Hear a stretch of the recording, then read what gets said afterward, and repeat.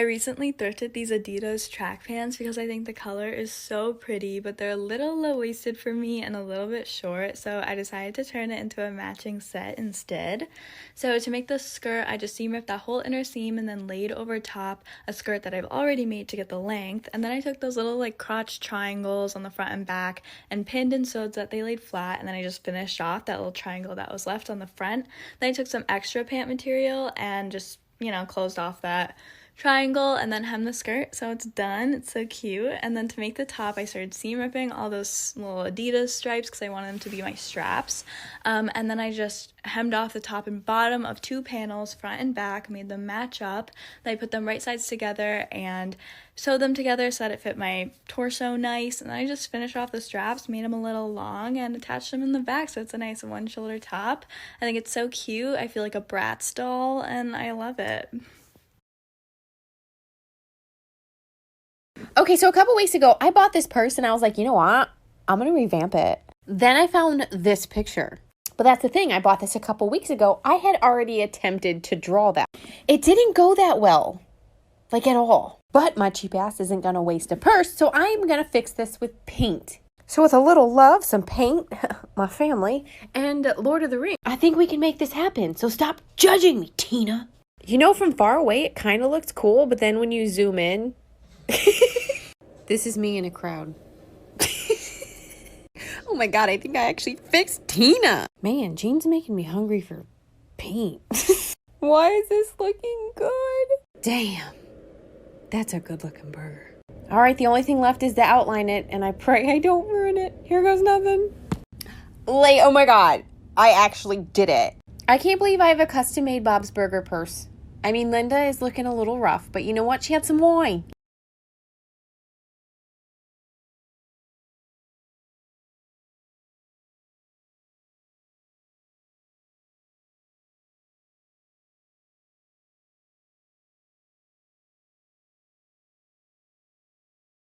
We are going to be doing a goddess mold. We got some gold flakes, some rose gold, and we got some glitter because the flowers in there already is orange. And we got our resin. Thrown in there some rose gold. Next some gold. Finally, time for the glitter. Now we can start mixing everything up. I love the color combination. So now we can start pouring it in. Now we can start pouring it down.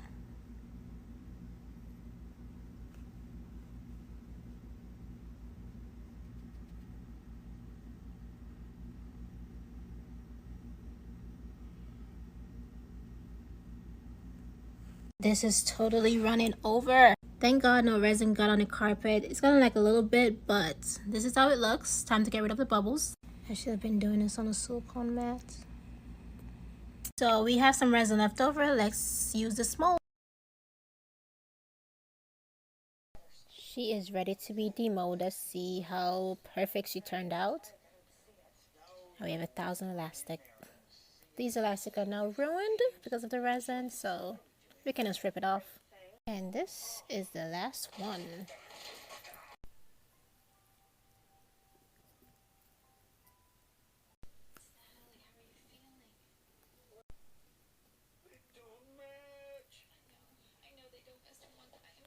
Ooh.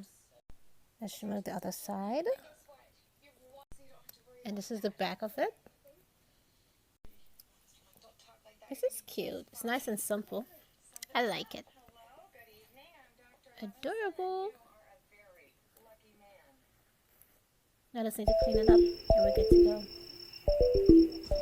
Voila, this is how she looks. Absolute perfection. I messed up with the boot. I thrifted this dress recently to upcycle, and I originally was going to keep it as one piece, but then I decided it looked a little too, I love America, and that's not really my vibe. So I separated it, and I took in the skirt a little bit to make it more straight fit instead of A-line, and then basically I took in more of the back, and I wanted to reattach the zipper, but I fucked it up so bad, and after, hours of frustration, my mom walked in, and she said, "Why didn't you just make it a cute little wrap skirt?" And I said, "I don't know. I wish I thought of that too, but but I added little slits to show you guys what I want it to look like, and I moved on to the top. So I took in the sides a little bit to make it fit better. I cut off the back and just folded it in like that, and took the extra fabric and made these little loopy things to have a lace up back. And then my vision was taking this little handkerchief and ruffling it up and sewing it in place along the bottom, and then making that little strap out of handkerchief. And then here's the final products. I love the pattern of the skirt, but I don't know, it's just like not my favorite thing ever. But I love the shirt. I think it came out so cute. Okay, this is that video that people were requesting to see how I do the crisscross ties. So you're going to cut your design of your shirt out in like a box or rectangle shape. And then you're just going to use scissors and literally shove them through to create a small hole. But make sure you're going through the top and the bottom part of the shirt. And that does take a minute. And then use the rest of the shirt and you're going to cut 2 long strips and stretch them out, because those are going to be the strings that you use. And then you're just going to go in through the bottom of the shirt, pull both pieces through, make sure you do both sides at the same time so you don't mess it up. And then you're going to crisscross those and start weaving them through the top of the shirt, and you're just going to go top, bottom. And then I fixed it a little, tied the bow, and there's the finished look. Thanks, guys. Here's a tutorial for how to paint the perfect arch on your wall. I like to use the string method. So you pin down one end of a string with your finger, and you hold the other end in your other hand with your paintbrush, and then that allows you to create the perfect circle. I like to start a little bit smaller than I think it needs to be, and then gradually I make it larger. Don't overload your brush with paint, just enough to keep a steady flow. So here's the key. I know a lot of people do this, and you can see the corners from when the painter's tape meets the arch. So to avoid that, you have to manually connect them. So then you can go ahead and fill in the rest of the arch.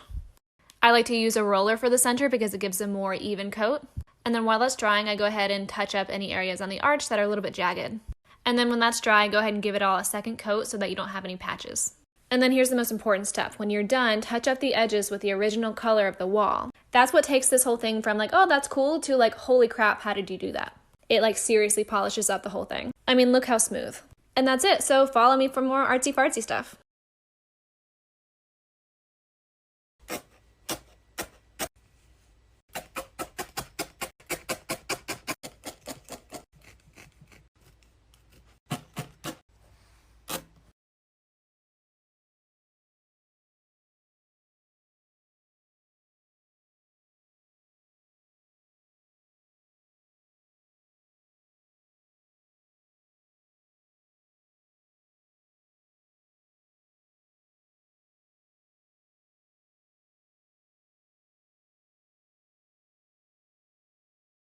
This is part 2 of making these acrylic escort cards for my wedding. This is the tutorial of how to make them. I got my acrylic hexagons from Amazon, and I take off the brown paper that protects them, and this is what they look like.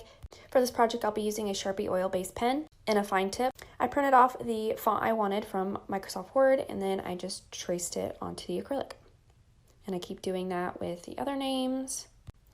And of course, you will have mess ups, so here's how to fix them.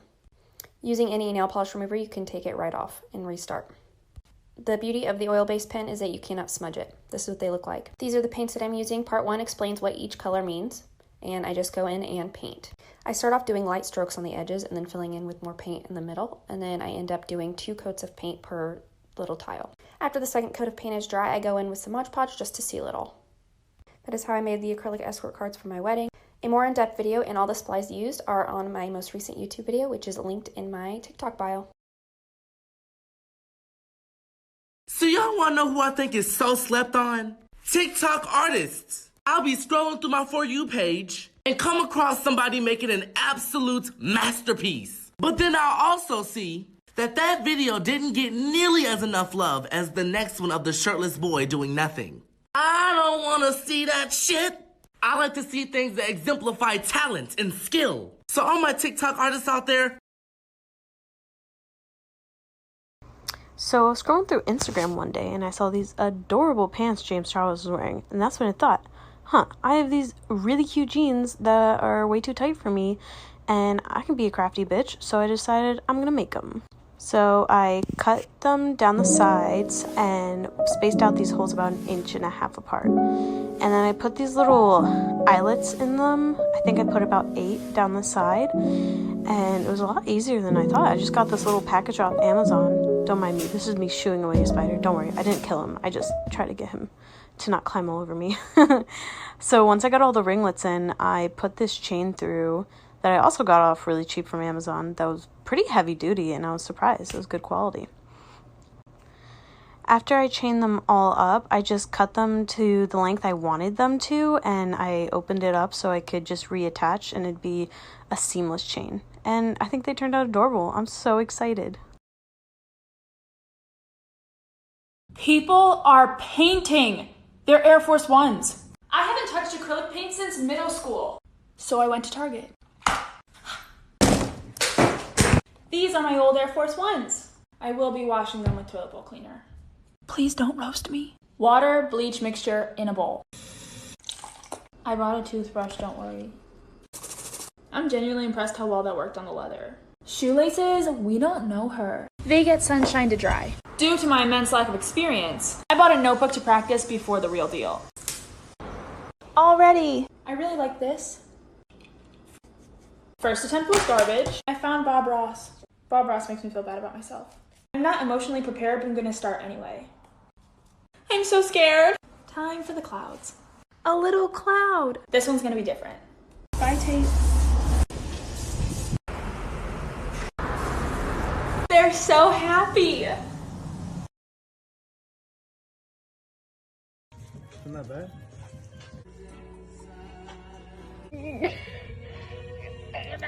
They make this look so easy online. Okay, you're twisting your hand. Oh, jeez. Oh, yeah, you fucked it up. Did I? Yes, there's no hand. Yeah, it is. It's in there. Doesn't look like it. It's in there. Just don't fuck up my fingers. Oh, wait, it's twisting. Does that mean we fucked up? I'm pretty sure. Aww. Oh, look, you cracked it. You cracked the whole thing. You were supposed to squeeze it. Have to be careful around the fingers. Yeah. Well, if it even, like, turned out. We shit. We fucked it up a little bit, but, like the thumb. Oh, yeah. There we go. Oh my god! So, we tried to get some of the stuff off. The level of detail is... So someone asked if I could show the process of how to make these adorable stars. So here is the strips that I use. I grab one. I think I took out two. Yeah, that was one. I grab an end, I loop it around my finger, and I hold it like that. And then it leaves this little gap that you want to push this one through. Oh, go. Okay. Maybe you don't want it that long, so you could, like, you know, adjust it however you want. And then you grab the bottom, you pull it so it looks something like that. And then this tab goes to the back, and this long tab on this side goes to the back as well. And I guess you could be here. Usually flip it around wherever it goes. It's easier for me. And so part 2 of how to make the stars. So I flip the long tab to the back. So this is the one that you're going to be wrapping it around. So when I usually flip it to the back, I just turn it around. And now since I'm going to start wrapping it, wherever it like creases to, I guess, since they're like a little diagonal, you just, wherever it creases, it kind of like shows you which side to go. So it would look pretty weird if it's going this way, like, so just like, I think, I say like too much, go diagonally in a sense. So I'm just wrapping it around. The more you do it, the more you'll get used to it. And there's plenty of YouTube videos out there that'll teach you. I definitely saw one to learn. I don't remember who or where. Well, obviously where, YouTube. And so we're at the end of the strip, and this goes into this little pocket right there. But we're not done. Now we have to make it into a little puffy star. So how we do that is we push in between each of these sides. We'll push, and hopefully it'll become puffy. Sometimes this thing is difficult and it'll just be flat. Hopefully we don't have that problem here. So let's see. I'll grab it, and we have that problem. It did not get puffy when I pushed aside, and that's okay. We just try again. Okay, made another star, so let's try again. Okay, this one worked. So we're gonna do an indent between each of those sides, and it becomes a little star. You could squish the corners if you want to make it more sharp, but